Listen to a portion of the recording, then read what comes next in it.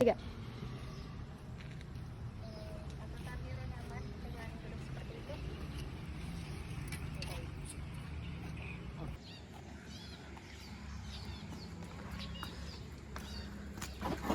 Permisi Pak, Assalamualaikum.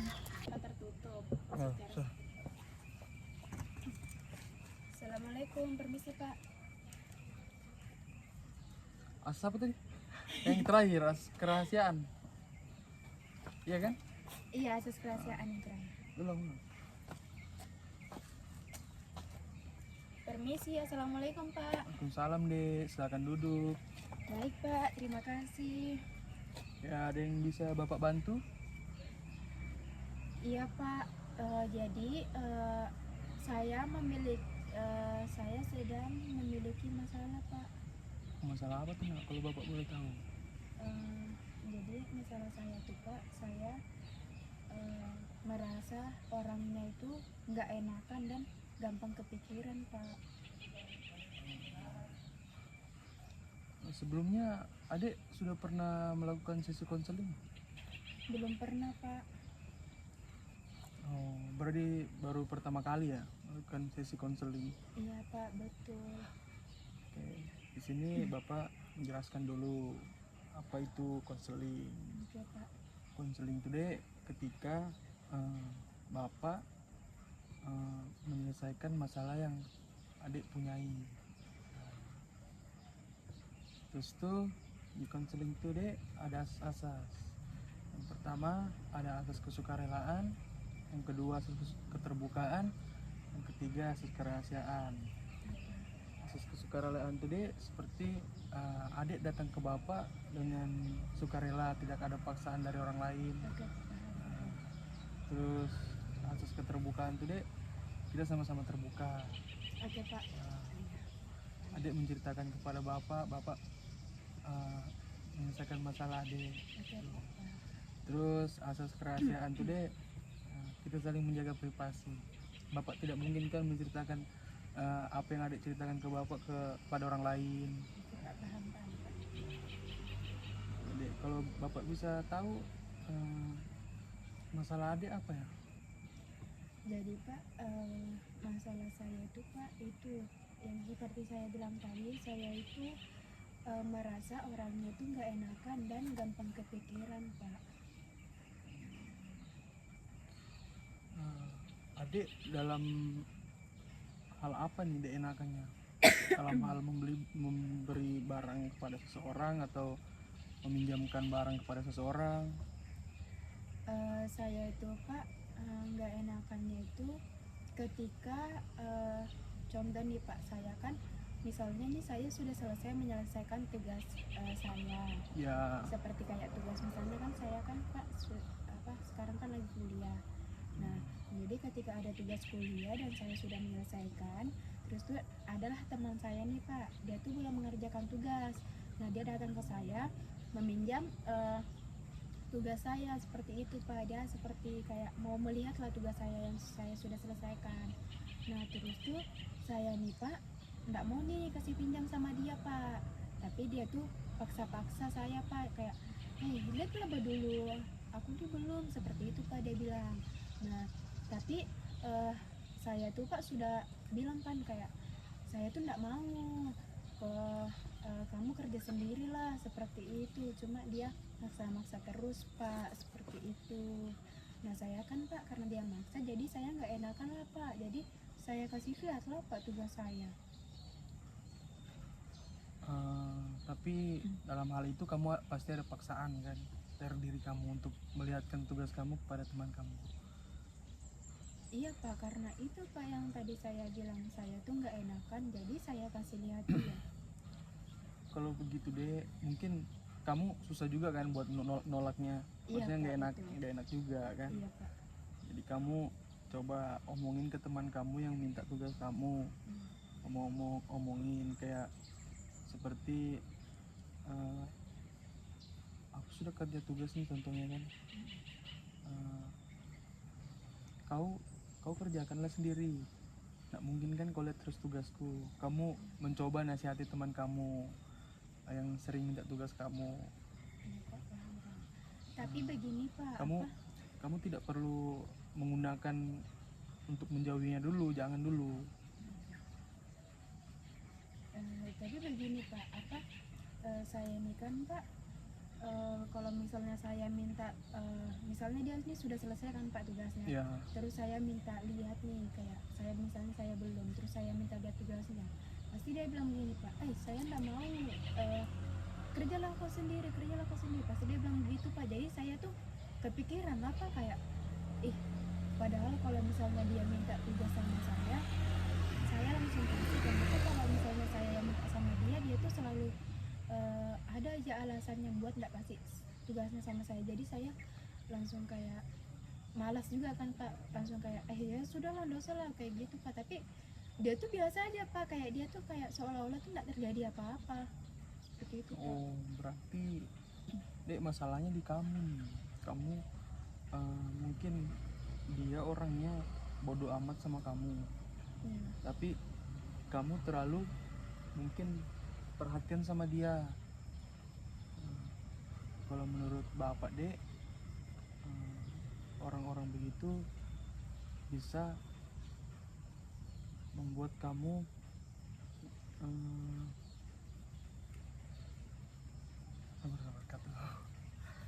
apa lagi ya, bisa membuat kamu apa ya, mungkin orang-orang begitu dek bisa. Jelas buat kami.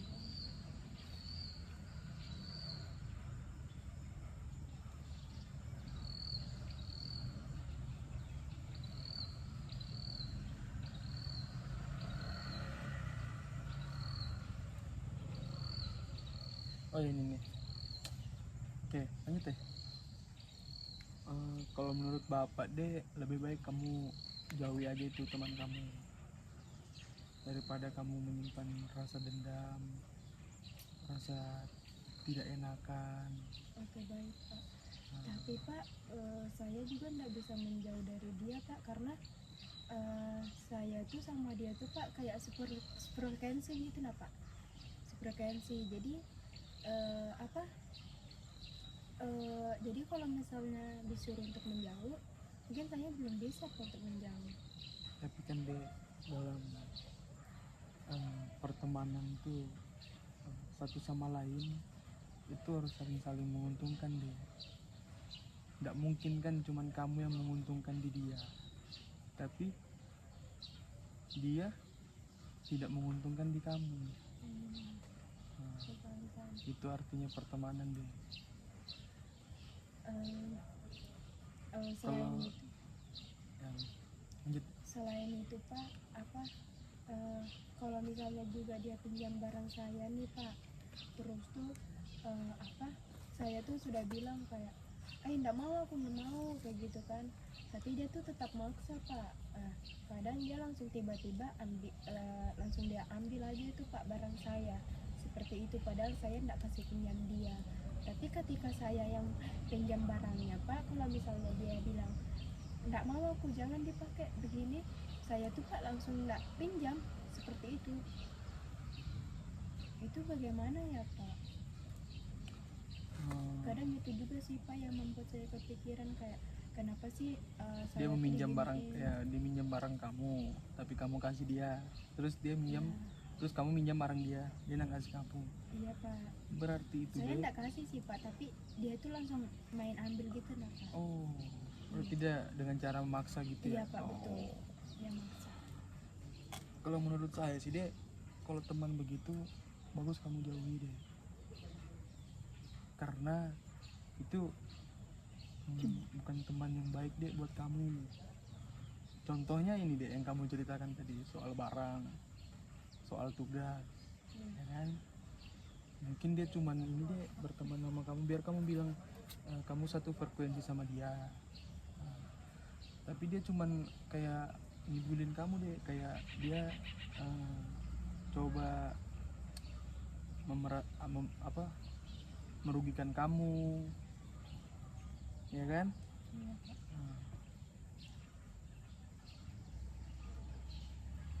Terus apa lagi deh yang bisa bapak bantu?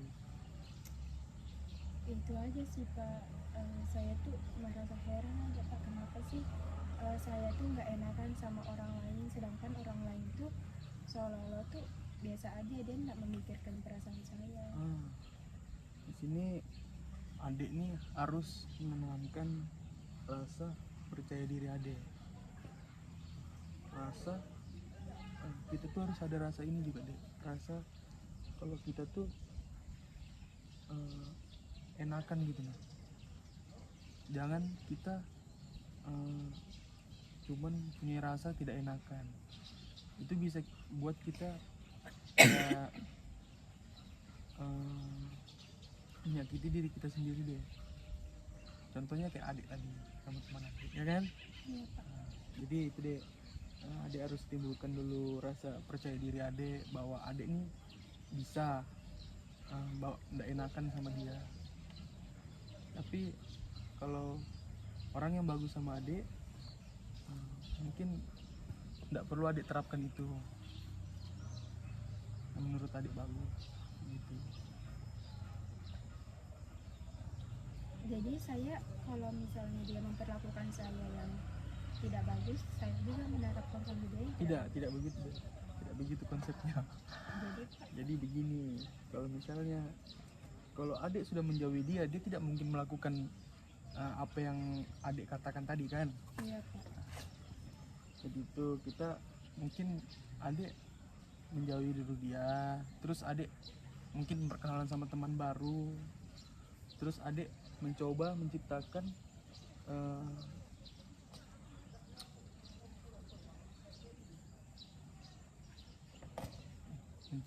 bahwa adik ini bisa kayak nggak enakan, maksudnya biasa aja sama orang, nggak harus nggak enakan gitu. Itu bagaimana sih Pak biar kita tuh harus biasa-biasa aja, harus jadi orang yang nggak enakan dan nggak gampang kepikiran, itu bagaimana?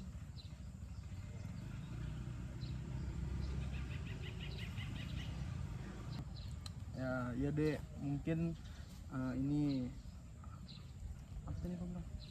Bagaimana biar kita tuh nggak gampang kepikiran dan nggak enakan. Jadi gini deh, mungkin itu yang bapak bilang tadi, kamu memulai sama teman baru, kamu nggak harus memulai dengan teman kamu yang kamu bilang kamu nggak enakan sama dia.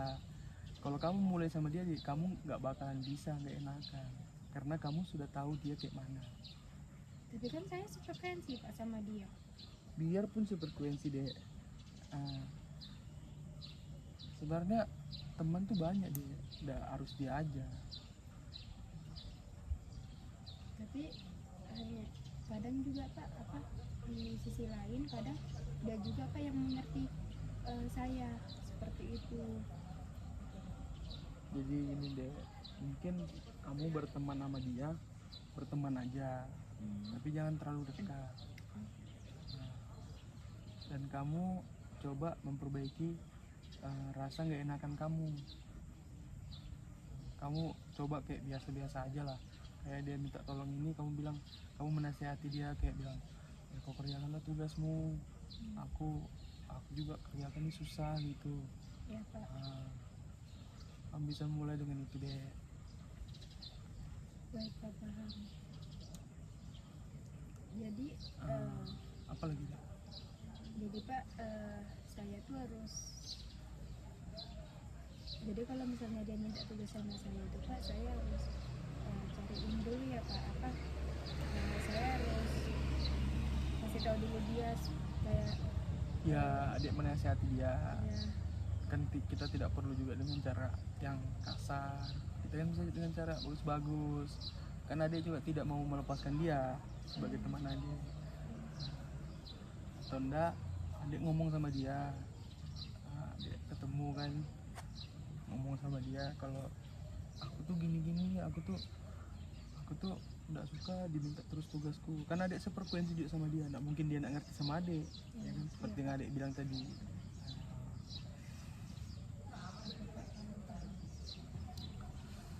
Mungkin ada lagi yang bisa Bapak bantu?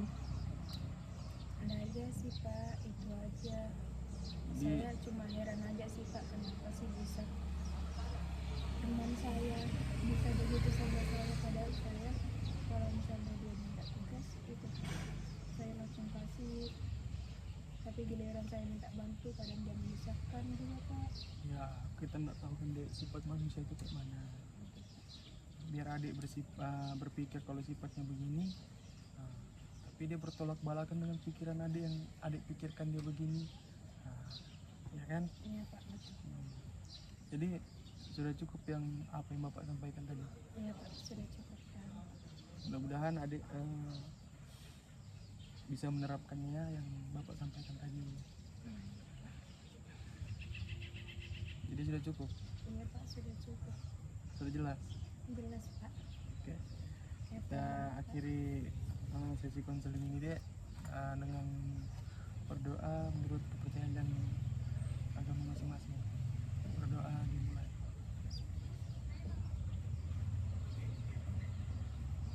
Berdoa selesai. Baik Pak, saya pamit dulu ya Pak. Terima Jadi kasih. hati-hati di jalannya dek. Ya Pak, terima Ya.